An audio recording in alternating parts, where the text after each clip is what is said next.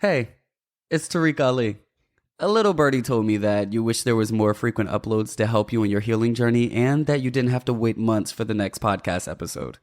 Well, now you don't have to. Check the description to find out how you can leap into healing, the subscriber edition of this podcast where you will get weekly episodes. Yep, you heard me. Weekly episodes. These exclusive subscriber-only episodes will include tools and tangible practices and methods I've come up with to help you heal and grow, reviews of the main show episodes for messages you may have missed, and even more bonus episodes like affirmations, mindset shifts, and Ask Tariq. Check out the description so you can find out more and start leaping into healing today. It's like when we review the past year, we always just think about like the good things, the successes. Oh, I got a new job, or, I got my new car, which is amazing. But a lot of times we never really talk about the bad things. And it's so funny because when I talk about my past year, I always talk about the bad things. I start with the bad thing and I just talk about how I am so happy that they happened. The bad things that we go through are usually what create our greatest breakthroughs. And our greatest breakthroughs are usually what create our identity. And I realized that was my positivity, was that I always see the good in the bad. What's up? It's your boy Tariq Ali, and welcome back to That Conversation, a podcast where we have the hard conversations that help us grow. I know, right? Just like... We are here. We are here. We are in the new year. I hope you're feeling amazing. I hope you're feeling fulfilled. I hope you're feeling excited for this episode. Anyone who has listened to this podcast and listened to more than one episode or maybe just one, I know it's become a thing at this point where you really savor because you don't really know when I'll post another episode. And in this first season of this podcast, I wanted it to feel like that. If you tune into this podcast every time I post, you're working on yourself. You're working on yourself. And it's not easy. And I that's why I post when I cry, when I'm not okay, because I want to show people that it's not easy, but we can do it and we can do it together. So if you're back, thank you for coming back. And also I'm proud of you because this stuff takes a lot of work. You have to do some self-reflection. Like there's no way that you listen to me consistently and you don't think about yourself. I started this like May last year. And what I love about this podcast and what I want to continue to do with this podcast is I want it to feel like you're on the phone with me. I want to feel like, conversational. And, I don't want to get too pressed about, the gyms and making sure I'm giving good guides because I naturally just will do that.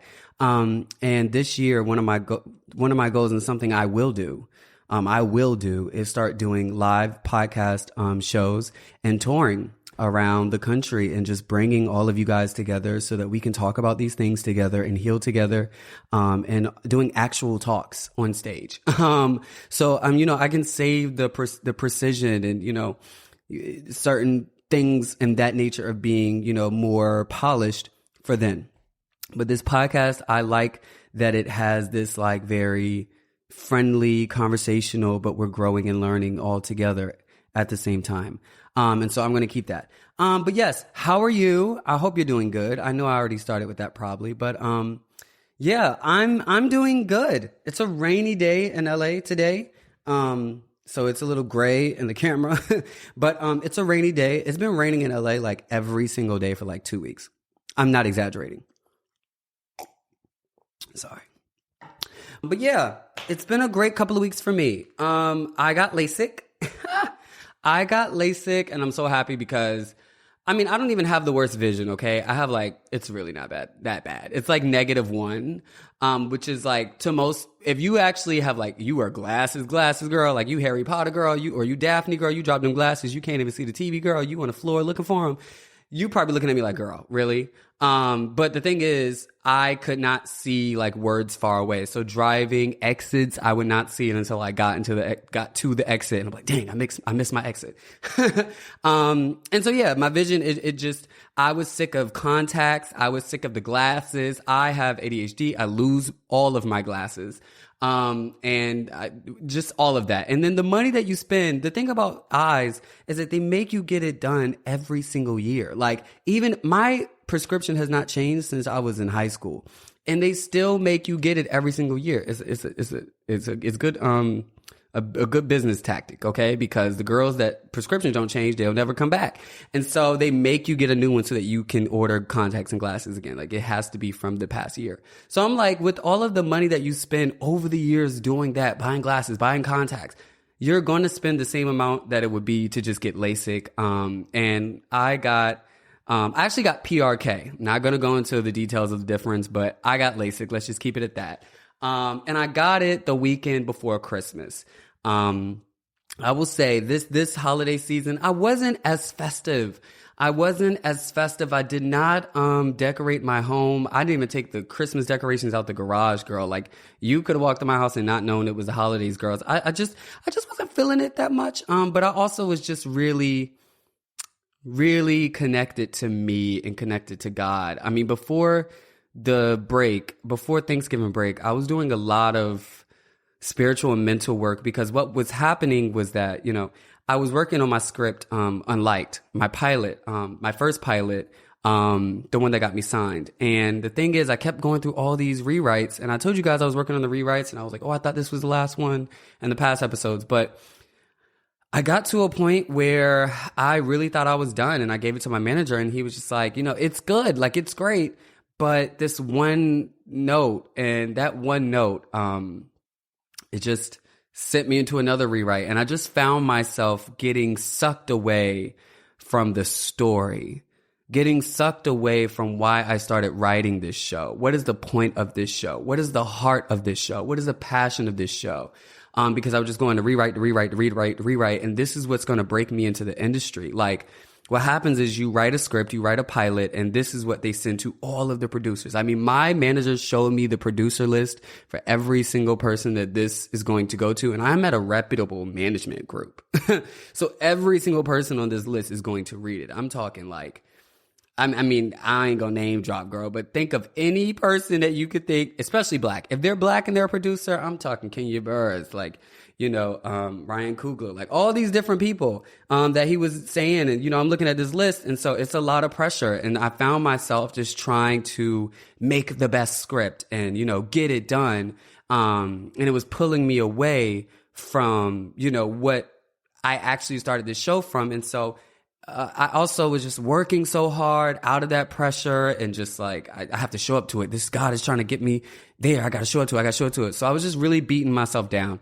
And so I was resting after Thanksgiving, and I was doing a little work here and there, but I told myself that, for the rest of the year, I just want to chill. No new stuff. Let's take a break from this unliked script. My manager even told me, he was like, Tarek, you work so hard, man. Like, enjoy the holidays, like, chill.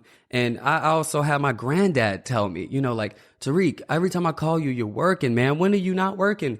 And, come on now. I'm spiritual. Okay. If you're not spiritual, if you're not religious, you can put it to the universe, astrology, whatever you want.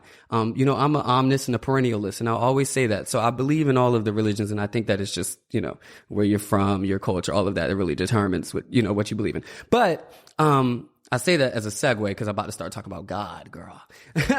But God, the way that I've noticed that he communicates with me, I have a really good relationship with him where I'll sit down and I'll talk to him. I'll ask him what's going on. I self-reflect. I look in me. You see, in those moments when I like hug myself and I'm talking to myself, and I'm getting inside of me. I'm seeing how I'm feeling. I have a belief that God is within us. That voice that's inside of us, like when we're at a space and it's like, I don't know, something seems off. Or when, that dude is trying to pick you up and you're like, I don't know, I don't feel right about this. That feeling inside of you, I call it my GGA, my God, my guides, and my ancestors.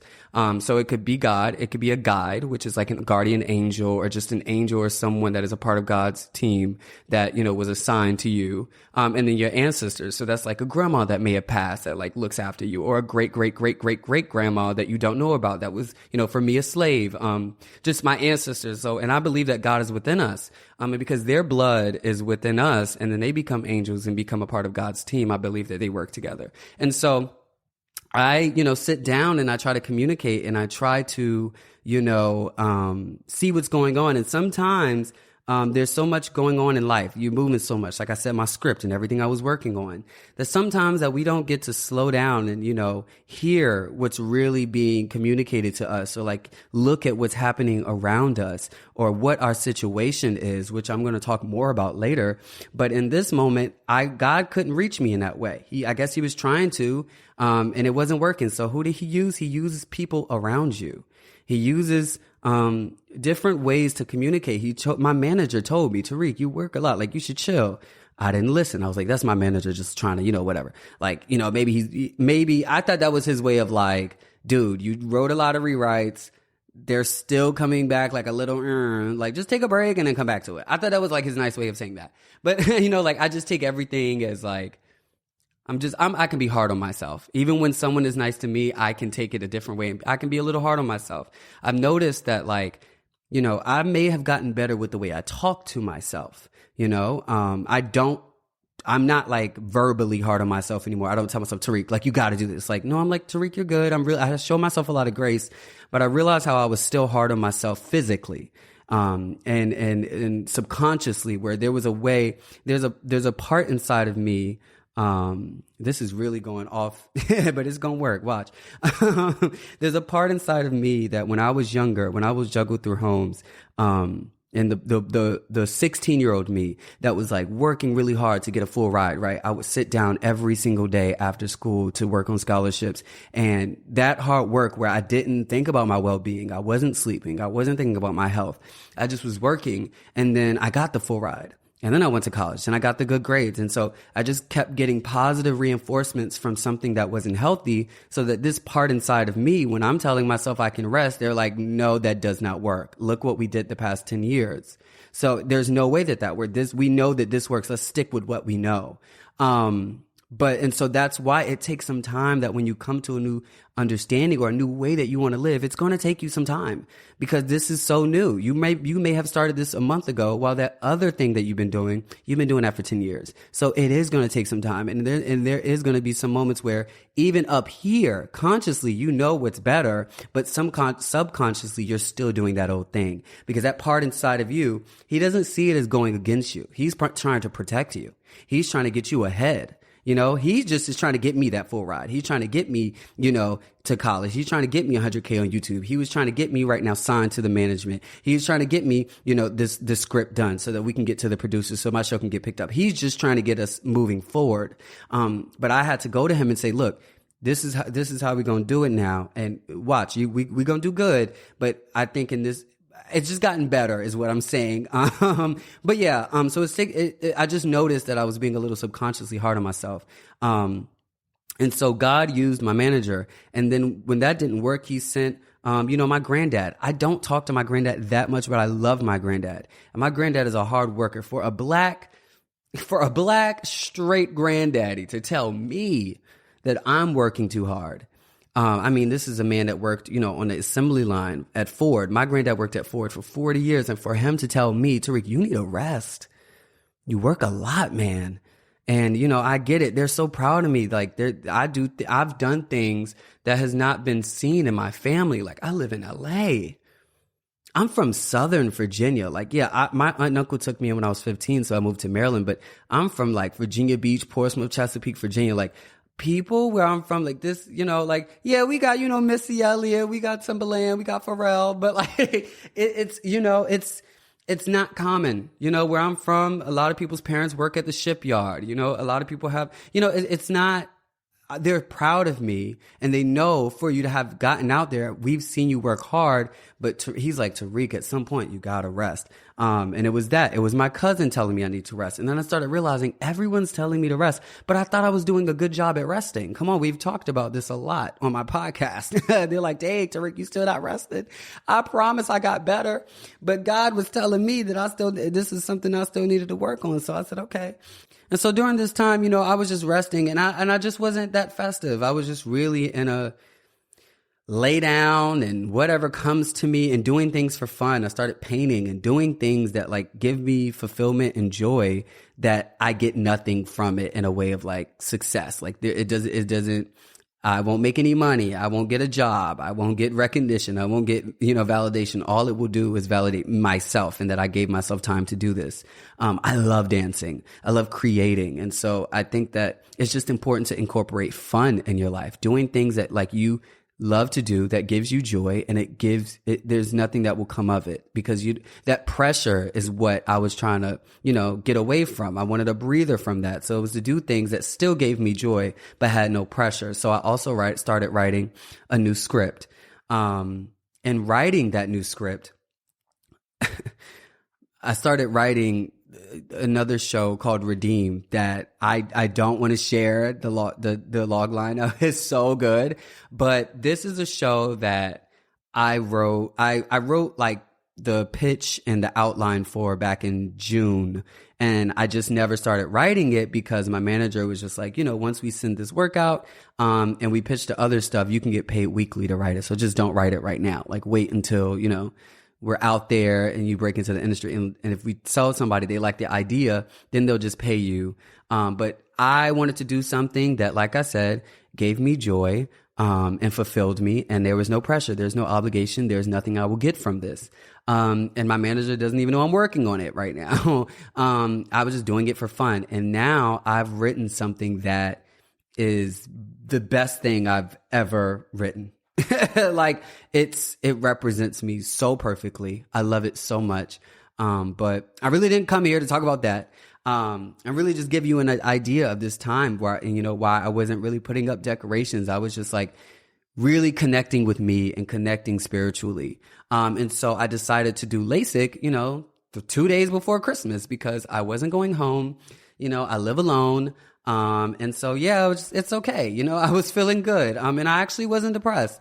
I was actually really happy. And so I did LASIK before Christmas. And one of my friends, he was like, "Oh, you're staying here for Christmas. You should come over. My family's coming into town. And we're going to have a dinner." And so I said, "Okay, I would love to come. It's better than being in the house alone on Christmas." So definitely wanted to go. The only thing is, I got LASIK, 2-3 days before Christmas, and I was good because they say after LASIK you should sleep. That's the best way to heal. And so I slept for 2 straight days. Lord have mercy, girl. 2 straight days, and it didn't hurt. It's just like discomfort, like your eyes, like you just want to close your eyes. And so that's why, they gave me Xanax, girl. So I was knocked out, girl. I was good. I was out like a light.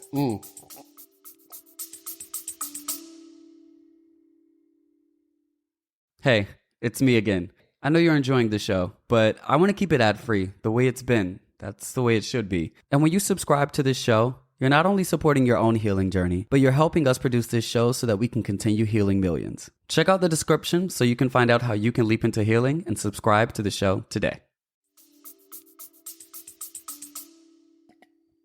And so by the time Christmas came, I was good. Like the day I woke up, like I was like, my eyes are okay. I think I can go. Because if I wasn't okay, I wasn't going to go. Like I wasn't going to be around, these people, and I wasn't okay. But the thing is, this friend is actually one of my newer best friends. And I love him so much, and I really care about him. And I'm the type of person, I'm raised by Southern people. I'm Southern, in me.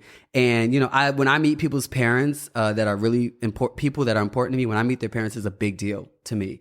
I want your family to like me. It's a big deal. I do. I want your family to like me.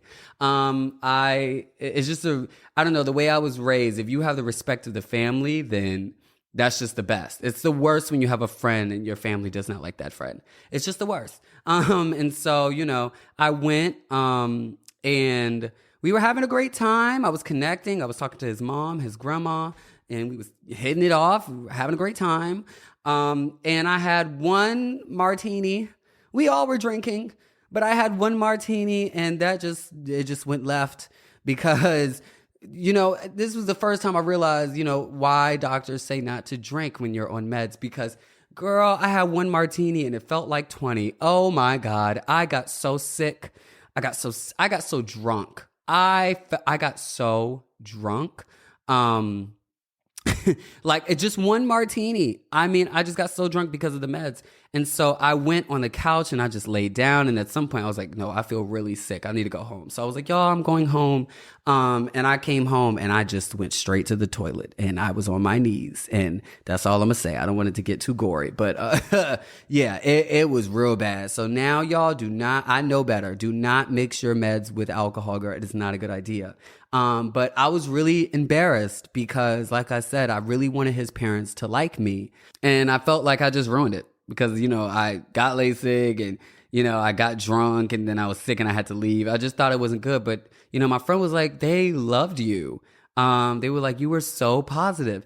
And me, like I said, it felt like I drank 20 martinis. So I didn't remember completely. It was flashes. And he was like, yeah, they said that you were so positive. And I was like, really? What was we talking about? He was like, just different stuff. Like, I would talk about, how, things I went through in the past year and you would just like say stuff. And it just made me think because a lot of people always tell me that I'm so positive and I know I'm positive. I'm a positive guy, but I think that when people use the word positive, especially in today's time, it's so like, I'm gonna say it, performative, and it's intentional. And not that there's anything wrong with being intentional. I think that like it's like being nice. Like people like be nice. It's like they're trying to be nice. And I'd rather you just be a kind person than to be nice. Because I feel like being nice is all about people pleasing and making the other person feel like comfortable, which is fine. I think you get what I'm saying. And so when I was thinking about, what is it exactly that makes me positive? What is my positivity? Because there's different kinds of positivity and people use it in different ways. I just, thinking about what he said, he was like, he was sharing things about the past year and things he didn't enjoy or something. And I would just give a positive outlook. And the thing is, I'm never just trying to like make people feel good. Like while I love doing that, I just naturally see the good in the bad. And, I've always done this, with my trauma. And I did that on my YouTube, with like calling my mom that left me 10 years ago, coming out to my dad, talking about, my gender identity, just a lot of things that I've talked about on my YouTube. It was about like things I went through and people thought I was exploiting my trauma, for views and clicks when really I just realized I went through the world, telling people about these things, and just being so positive about it. And the way that I talked about it inspired people. And it helped change people's lives and it helped them look at their own things differently. And I realized that was my positivity, was that I always see the good in the bad. And when people used to tell me before that I was so positive, I used to think that it was because of my trauma.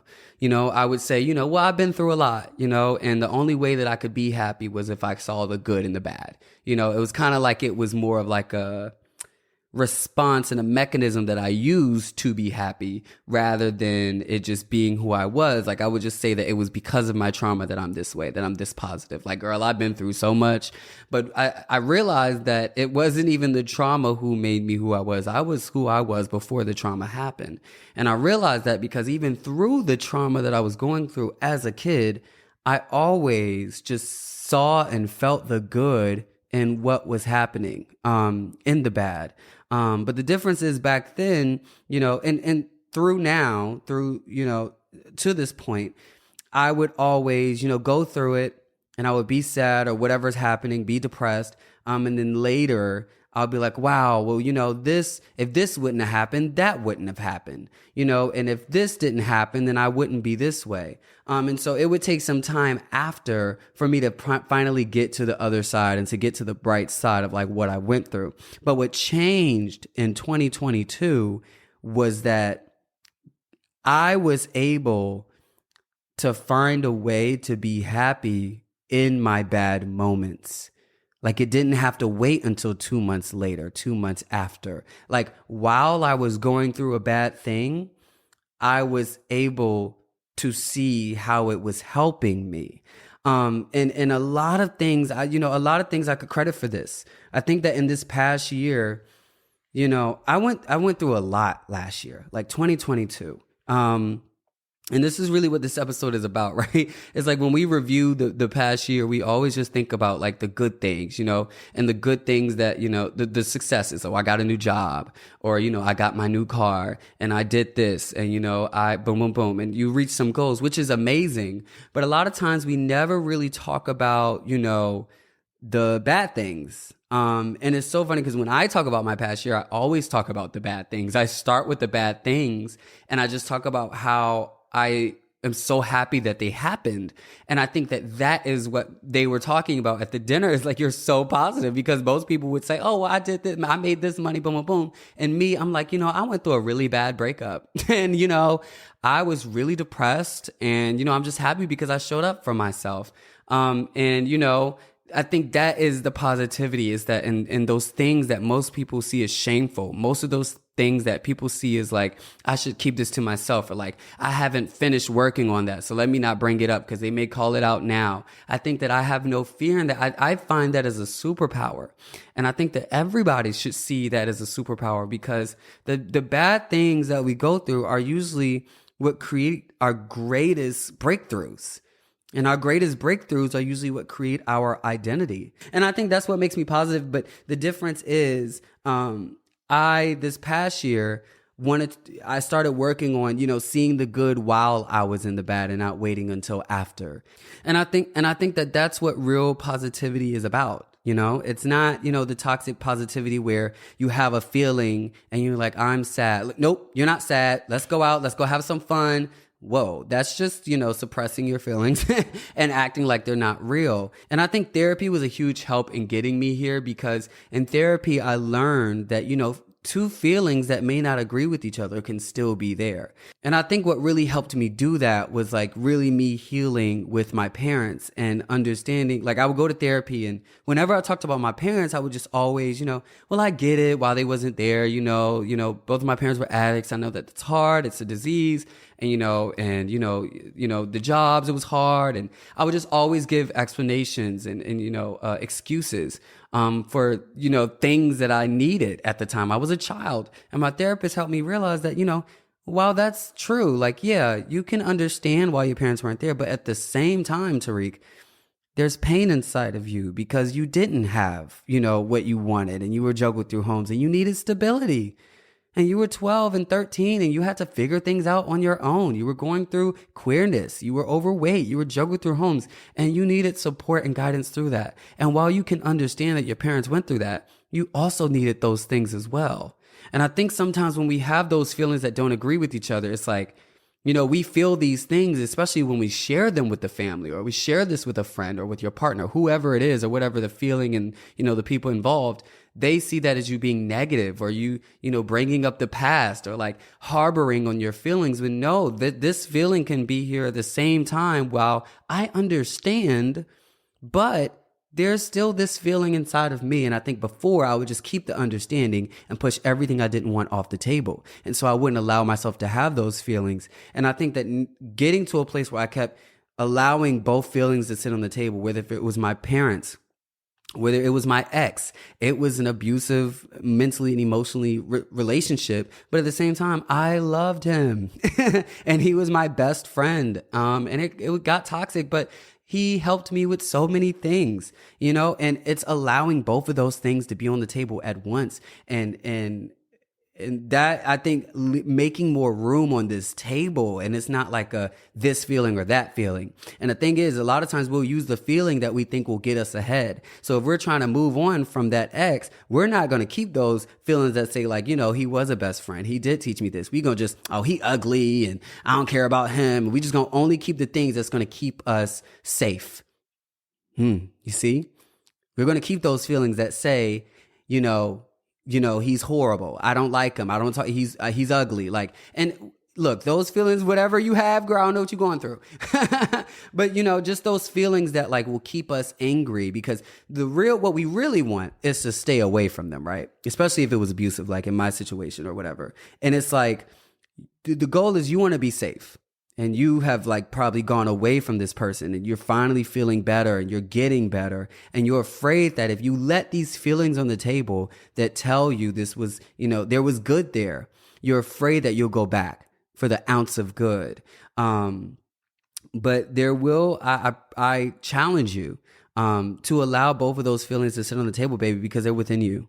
And if it's anything that we learn and we've talked about on this podcast is, your feelings won't go anywhere. They will come back up. And so when you accept them and you take control, baby, we can, on this table, for me, it was like, I can miss my ex. Like during this process, I would tell my friends, I miss my ex. And I would say good things. Like if I had a memory that was good of him, like I would be able to say those things, and it would trigger them because they would get scared and they would think that I would go back and like, oh Lord, or like Tarek, like they got scared. And I think that's because a lot of people do not allow opposing opinions to sit on the table together when they should.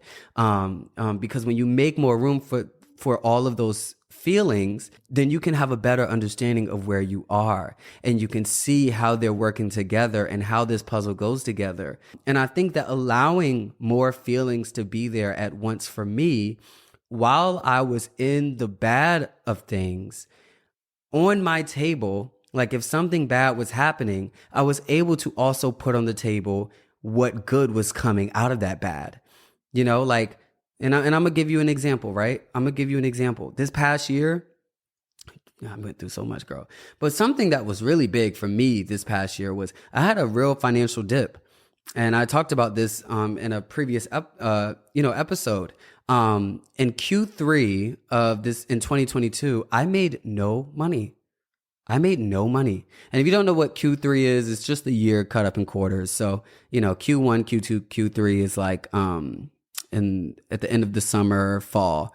And so I didn't make any money. And it's because I was working really hard to get signed in the management for my writing for TV in the summer. And so I got signed in July, right? And so after that, me and my manager was just really working, and I was trying to prove to them, and I'm really serious about this. And I was just really excited about my writing. And so I was not posting that much. I was not posting, and in order to get, deals or offers, companies have to see that you're active online. And so I wasn't active online. I wasn't making any content. And so I didn't get any I got some offers, but they were so low.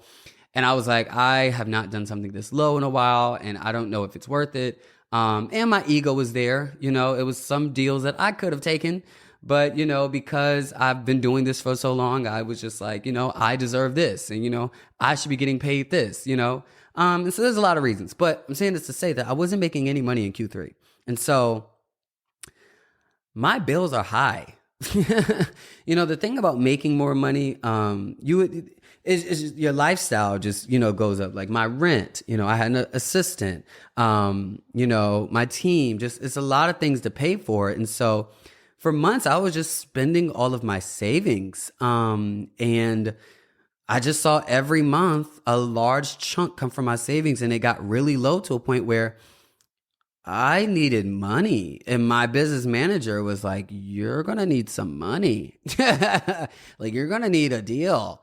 And not like, just being transparent, not like 2,000, 3,000, 5,000, girl. My monthly expenses, girl, up there in the 5 digits. So it's like, I got to make real money. And so I was getting really scared.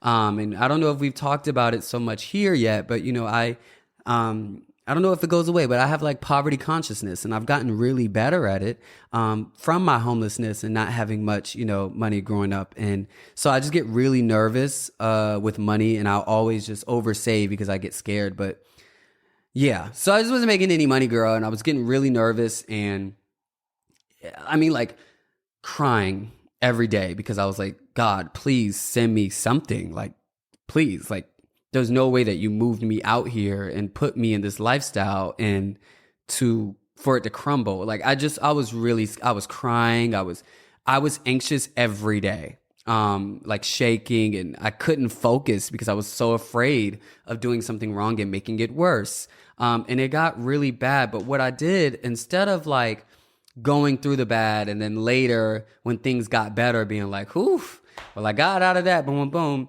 The difference is, in this past year when I was going through bad things, because I was so connected to myself and God, in these moments I would ask myself, Tarek, why is this happening? Why is this happening? Not in a way of like, why me? But like, how did I get here?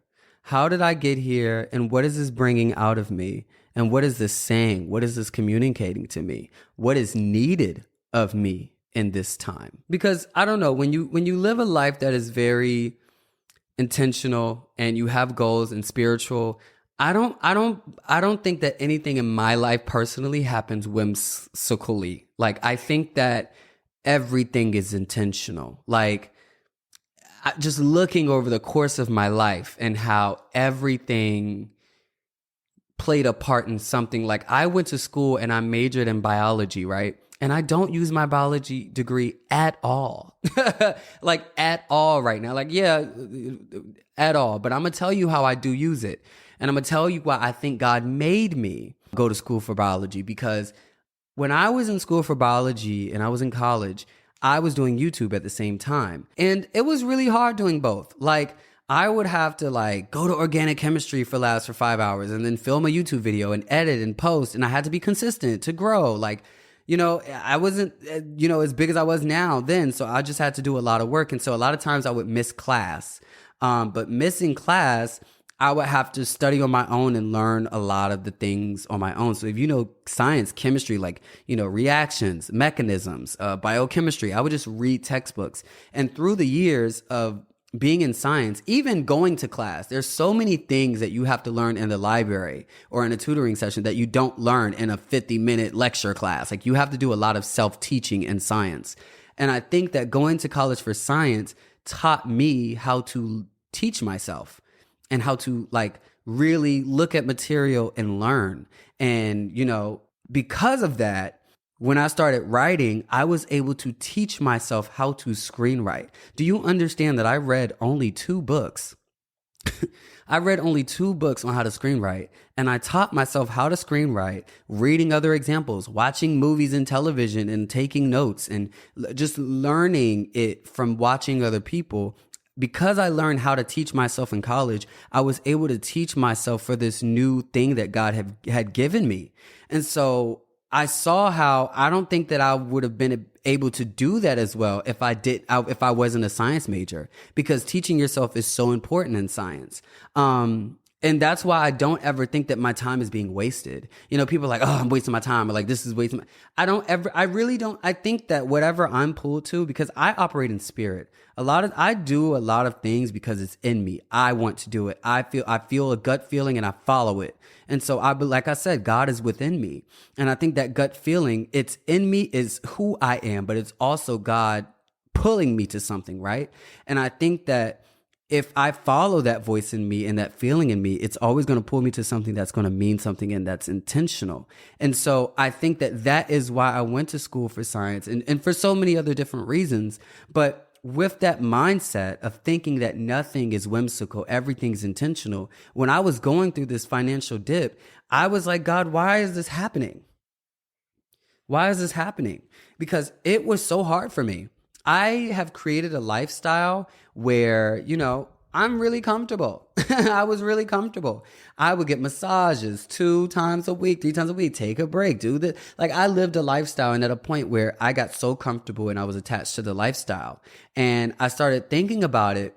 That financial dip made me do so many different things. It made me get back to being intentional with my spending, looking at my budget, taking out things I didn't need, things that I used to, and I'm going to just be very honest, things I used to do.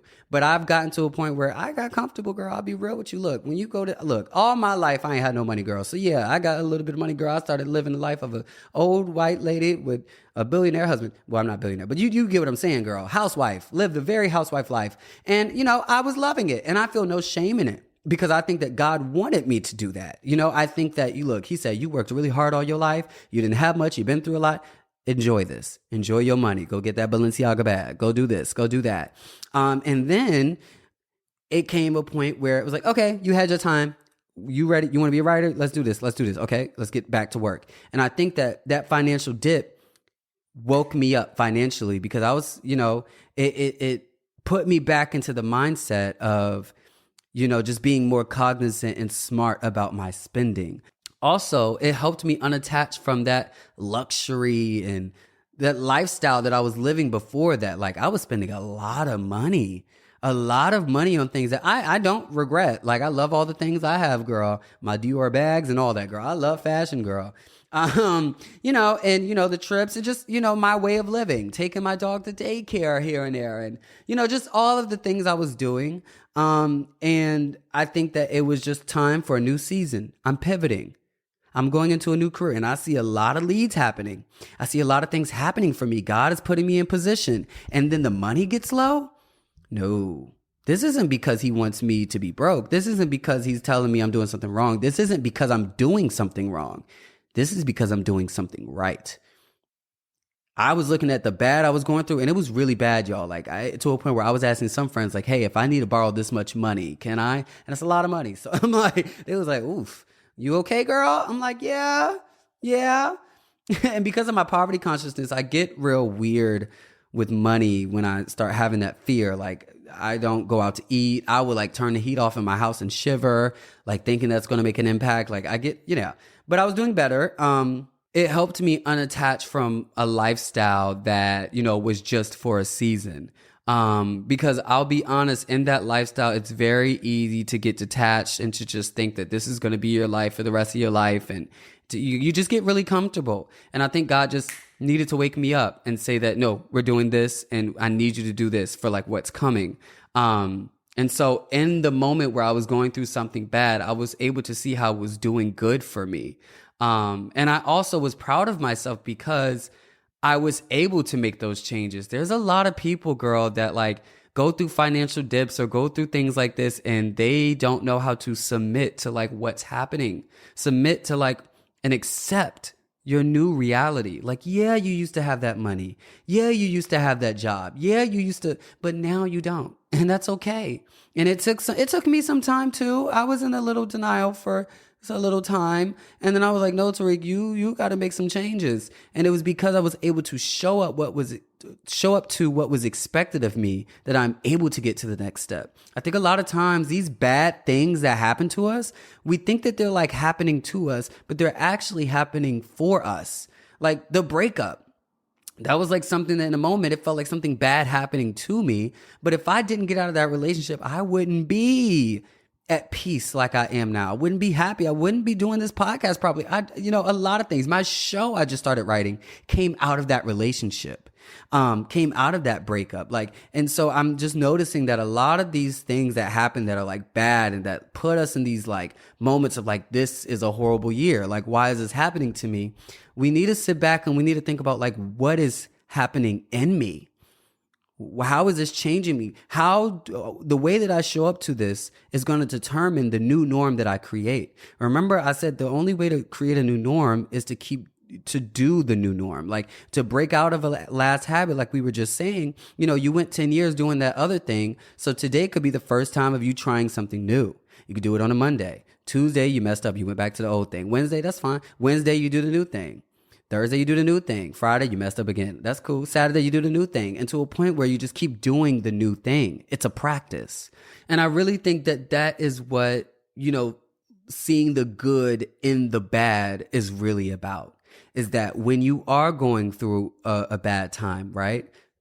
Don't do fake positivity. This is fake positivity. Oh, I'm good. Oh, I ain't worried about that. We good. We boom, boom, boom. No, you worried, girl. And that's okay. You're worried. You can put that on the table. Let's make this table, right? On that table. So let's use my money example. I was scared. I was anxious. I was worried. So because of that, instead of acting like it didn't exist, I showed up to those things. I was listening to more sermons. I was, checking in with myself more, doing more things that made me feel comfort because I knew, and meditating more because I was so anxious that I was like, I need to meditate to get my breath together. My heartbeat was going crazy. So I was showing up to those feelings that weren't so good on the table. But then I also at the same table was asking myself, what is this moment teaching me?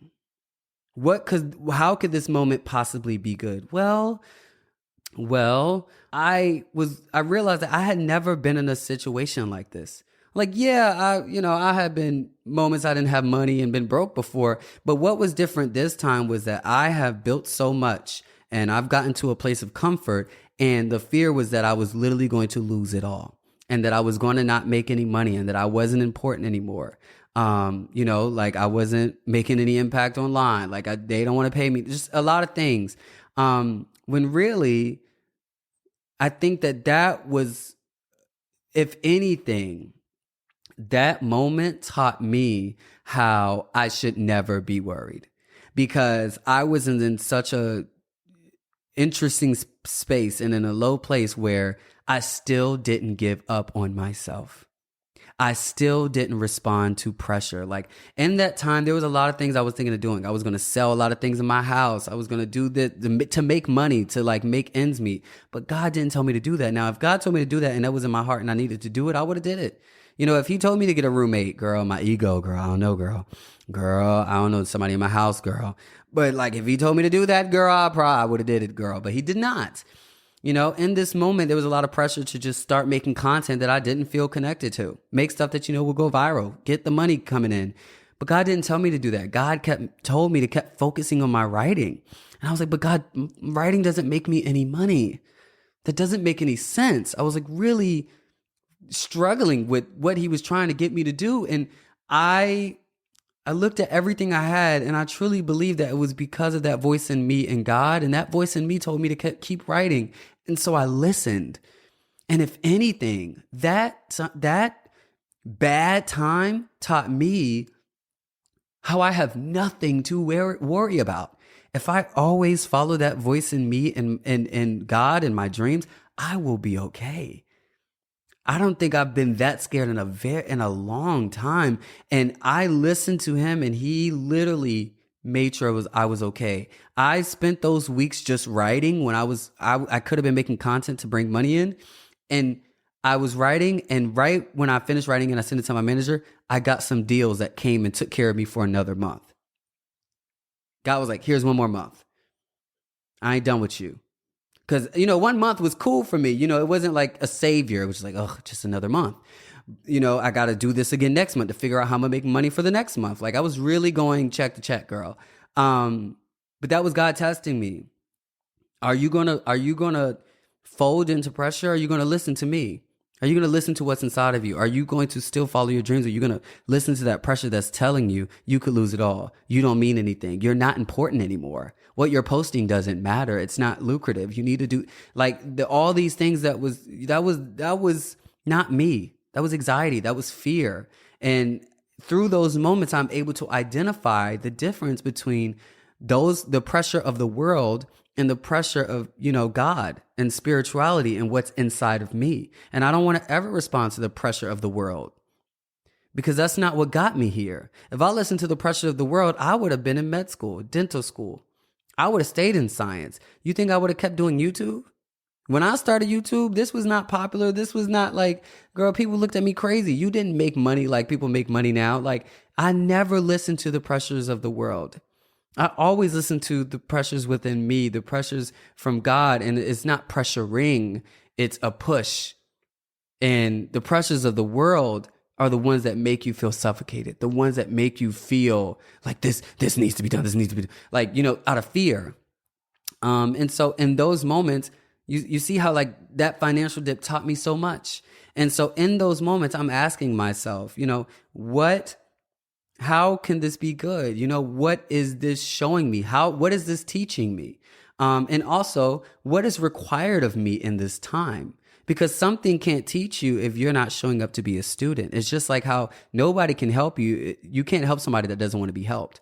And so like, while, a lot of times we want things to happen to us and for us, but no, we have to be in partnership. And it's asking what is required of me in this time.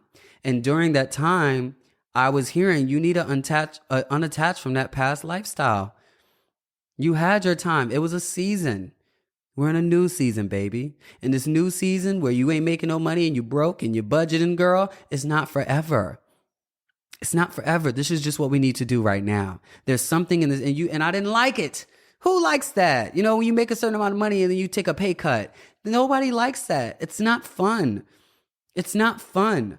And But the thing is, I was willing to choose what was best for me rather than what was comfortable for me. And where, what was requiring growth of me, because the real requirement was unattached from that past lifestyle, accept this one right now, budget. You don't need that many massages. He don't need to go to the daycare. You just gonna have to listen to him cry in that room over there. You got 3 bedrooms, girl. You have a lot. You have a lot. And a lot of times we think, when things change, we think something's taking something from me, taking my comfort, taking my money, take whatever it is taking, when no, it's just a season.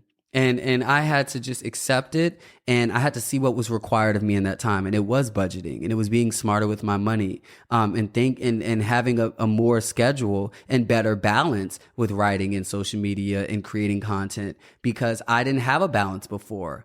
And so in that moment, I was learning so many things that was needed of me in that time. And it made me get into a new mindset that is needed for my next step. Because after this, I'm going into like a place in my career where I've never been, and doing so many different things that I've never done before. And I had to get out of my comfort zone.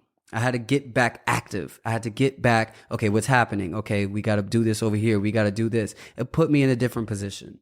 And so that's how I think that I stay positive. And the thing is, it's understanding that during that time, just because this may be doing good for me, and this is teaching me this, don't mean it's going to feel great. Like I just said, nobody likes that. Like, it's still, those other things can still be on the table. I hate this. I don't like this. I am anxious. I'm scared. Those are all on the table.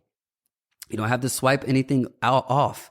Look at what's on the table and look at how you can show up for all of them. I promise you can show up for all of them. You just got to make space for them. But when you shove them off and you throw them off of the table, you got to look at what you're also throwing off the table. Because if I threw off, what is required of me and how is this, helping me, then I would throw off the table also the step that comes after this, because this is a journey. All of this, like I said, nothing is whimsical. Everything is helping you for your next step. And so if you don't show up to what's happening right now, you may miss the lesson that you need for the next class.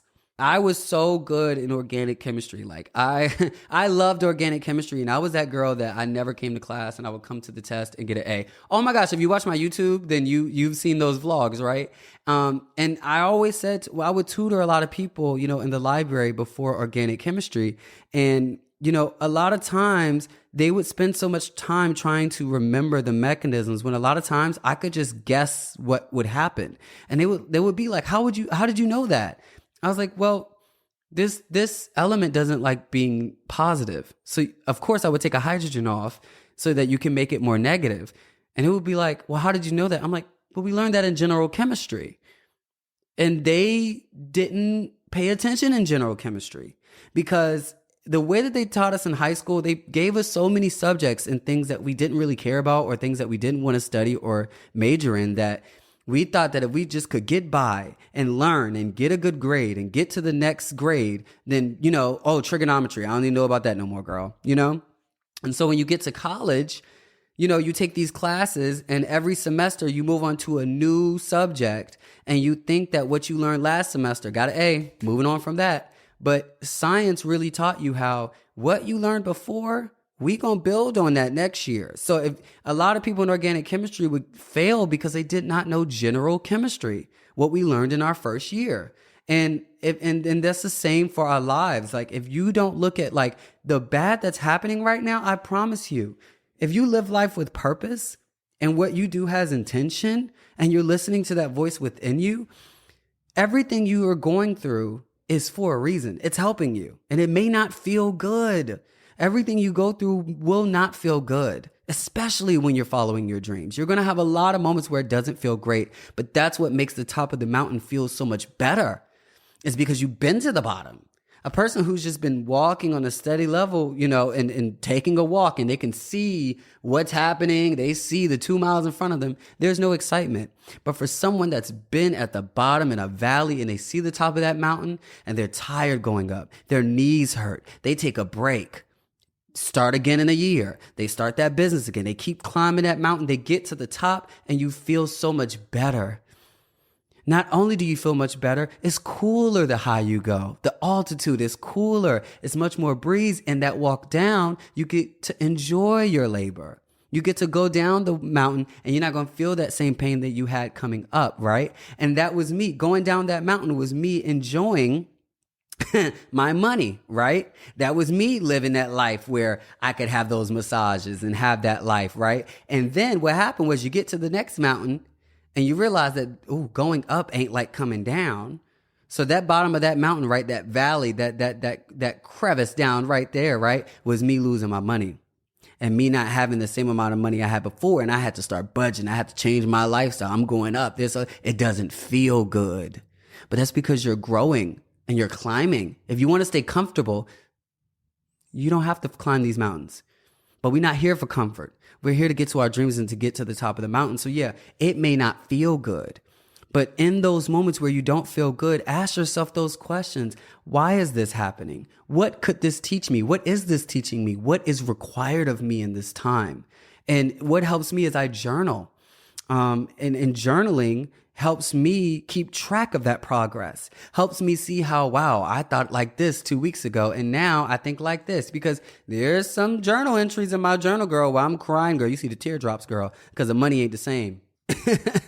But you see in the journal entries as I keep going and I'm making space for everything and I'm showing up for myself, how I'm learning, like, wow, the other day I did this and it didn't make me as anxious as 2 weeks ago. And you see that progress and you're going to look back at how everything you went through was needed for where you need to be today. And if you don't, think about what you've been through, right?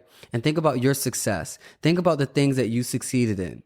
And think about how the things you went through before that, may not have felt good. How those things that you went through, what did they teach you?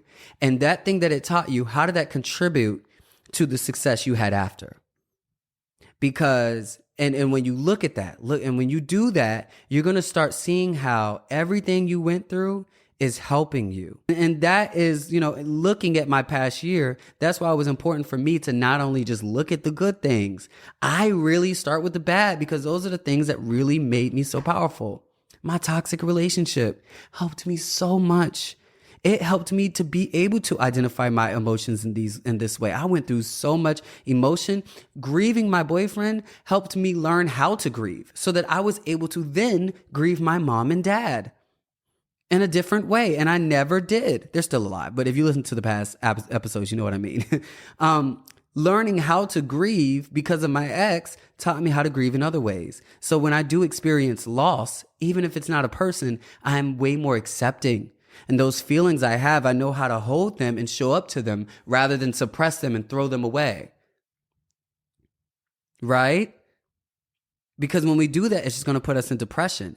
And then when we go into depression, we can't work. We can't do the work. We can't make the art. We can't do anything. And that's because we're ignoring all these feelings and suppressing these feelings.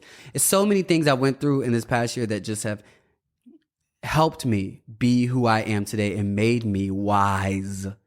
And so I really wanted to share that. And I wanted to offer that word because I think that in this time, especially a week into this new year, some people are, like I said, are probably already being extremely hard on themselves. And I want you to, one, show yourself grace, but also look at in these moments that are hard or these moments that seem like a storm, what is this time teaching you? And how can you show up to it? And also, coming out of the storm, you'll have greater appreciation and gratitude for what you went through.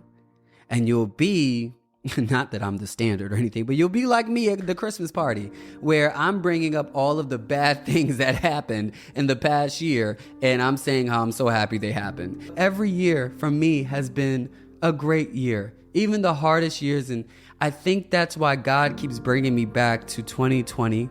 And there's something that I hadn't healed on from 2020 that he's been bringing to my attention. And I've been doing a lot of work to get back to finding the good in the bad, because there's a lesson. During that time, I was so depressed And I had just met my ex and I was going through that. And there was some lessons that I wasn't able to see in that moment. And it's never too late. That's another word. It's never too late to get a lesson out of what happened. And so he's getting me to see what was the good in that bad. Because if you only see the bad, you'll hang on to that. And you'll become bitter. And you'll become upset. And it'll keep you from getting to the top of that mountain. And it's important that you see the good and the bad. So that is my word for today. And that's where I'm at. It is extremely dark in here. I hope it's good enough to post, but I love you guys. I'm excited for this year. I'm excited for you. And I'm excited for you to see the good and the bad moments, because I promise it's not all bad. And don't exclude any of your feelings. Put them on the table.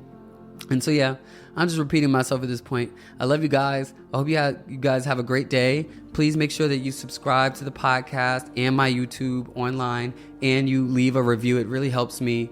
And follow me on Instagram and TikTok. It's Tarek Ali. And yeah, I'll see you guys soon. And I love you.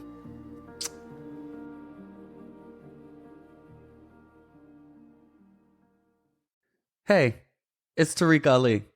A little birdie told me that you wish there was more frequent uploads to help you in your healing journey, and that you didn't have to wait months for the next podcast episode. Well, now you don't have to. Check the description to find out how you can leap into healing, the subscriber edition of this podcast, where you will get weekly episodes. Yep, you heard me. Weekly episodes. These exclusive subscriber-only episodes will include tools and tangible practices and methods I've come up with to help you heal and grow, reviews of the main show episodes for messages you may have missed, and even more bonus episodes like affirmations, mindset shifts, and Ask Tarek. Check out the description so you can find out more and start leaping into healing today.